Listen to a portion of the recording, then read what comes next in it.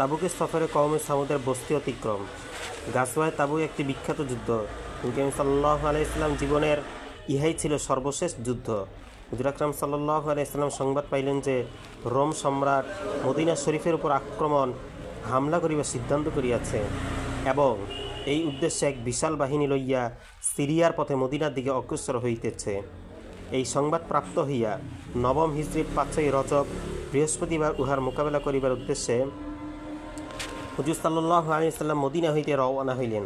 যেহেতু প্রচণ্ড গরমের মৌসুম ছিল এবং মোকাবিলাও ছিল অত্যন্ত কঠিন, যেহেতু হুজুর সাল্লাল্লাহু আলাইহি ওয়াসাল্লাম স্পষ্টভাবে ঘোষণা করিয়া দিয়াছিলেন যে রোম সম্রাটের সহিত যুদ্ধ করিতে যাইতে হইবে, কাজেই প্রস্তুতি গ্রহণ করো। হুজুর সাল্লাল্লাহু আলাইহি ওয়াসাল্লাম নিজেই যুদ্ধের জন্য চাঁদা উঠাইতে শুরু করিলেন। ইহাই সেই যুদ্ধ যাহাতে হযরত আবু বকর সিদ্দিক রাদিয়াল্লাহু তাআলা আনহু ঘরের সমস্ত সামান লইয়া আসেন। তাহাকে যখন জিজ্ঞাসা করা হইল, আপনার পরিবার পরিজনের জন্য কি রাখিয়া আসিয়াছেন, উত্তরে তিনি বলিলেন, তাহার জন্য আল্লাহ তাহার রাসূলকে রাখিয়া আসিয়াছি। হযরত ওমর রাদিয়াল্লাহু তাআলা আনহু ঘরের সম্পূর্ণ সামানের অর্ধেক লইয়া আসেন, যাহার বর্ণনা ৬ষ্ঠ অধ্যায়ের ৪ নম্বর ঘটনা আসিতেছে। হযরত ওসমান গনি রাদিয়াল্লাহু তাআলা আনহু সমগ্র বাহিনীর ১/৩ সম্পূর্ণ সামানের ব্যবস্থা করেন। এইভাবেই প্রত্যেকেই নিজ নিজ সামর্থ্যের চাইতে বেশি আনিয়াছিলেন। এতদ সত্ত্বেও যেহেতু সার্বিকভাবে অভাব অনটন চলিতেছিল, সেহেতু ১০ ব্যক্তির ভাগে একটি করিয়া উট জুটিয়াছিল, তাহারা পালাক্রমে উহাতে আরোহণ করিতেন। এই জন্য ইহা জাইশুল উসরা বা অভাবগ্রস্ত বাহিনী নামে প্রসিদ্ধ হইয়াছিল। এই যুদ্ধ অত্যন্ত কঠিন ছিল। একদিকে সফরও ছিল দূরের, মৌসুম ছিল প্রচণ্ড গরমের, অপরদিকে মদিনা শরীফে তখন খেজুর পাকার মৌসুম। বাগানের খেজুর সম্পূর্ণ পাকিয়া গিয়াছিল। খেজুরের উপরে মদিনাবাসীদের জীবিকা নির্বাহ করিত, আর সারা বৎসরের খাদ্যদ্রব্য সংগ্রহ করিবার ইহাই ছিল একমাত্র মৌসুম।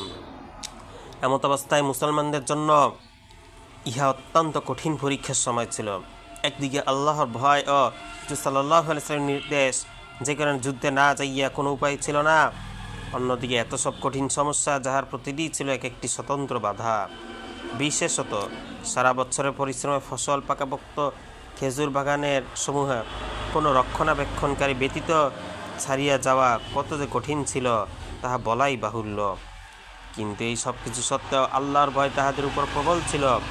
মুনাফিক ও অক্ষম ব্যক্তি, যাহাদের মধ্যে শিশু নারীরাও রহিয়াছে, এবং ওই সমস্ত লোক যাহাদেরকে মদিনা শরীফের প্রয়োজনে রাখিয়া যাওয়া হইয়াছে, অথবা কোনো প্রকার সওয়ারি ব্যবস্থা না হওয়ায় যাহারা ক্রন্দনরত অবস্থায় রহিয়া গিয়াছেন, যাহাদের সম্পর্কে আয়াত নাজিল হইয়াছে, তাওয়াল্লাউ আ'য়ুনুহুম তাফিদু মিনাত তামঈ, উল্লেখিত কয়েক শ্রেণী ব্যতীত অন্যান্য সকল সাহাবায়ে কেরাম এই যুদ্ধে শরীক ছিলেন। অবশ্য ৩ জন সাহাবী কোনো ওজর না থাকা সত্ত্বেও শরীক ছিলেন না। তাহাদের ঘটনা সামনে আসিতেছে। প্রতিমধ্যে কওমে সামুদের বস্তি এলাকা অতিক্রমকালে হুজুর আকরাম সাল্লাল্লাহু আলাইহি ওয়াসাল্লাম কাপড় দিয়ে নিজ চেহারা মোবারক ঢাকিয়া ফেলিলেন এবং উটনীকে দ্রুত চালাইলেন। সাহাবায়ে কেরাম রাদিয়াল্লাহু তাআলা আনহুকে হুকুম করিলেন, জালেমদের বস্তিগুলি কাঁদিতে কাঁদিতে দ্রুত অতিক্রম করো, আর এই ভয়ের সহিত অতিক্রম করো যে তা না করুন সেই আযাব যেন তোমাদের উপরও আসিয়া না পড়ে, যাহা তোমাদের উপর নাজিল হইয়াছিল। ফায়দা: আল্লাহর পেয়ারা নবী ও রাসূল আযাবের স্থান ভীত সন্তুষ্ট হইয়া অতিক্রম করেন এবং জীবন উৎসর্গকারী সাহাবায়ে কেরাম রাদিয়াল্লাহু তাআলা যাহারা এই কঠিন অবস্থায় জীবন উৎসর্গের প্রমাণ দিলেন, তাহাদিগকে ক্রন্দন করিতে করিতে অতিক্রম করার হুকুম দিলেন।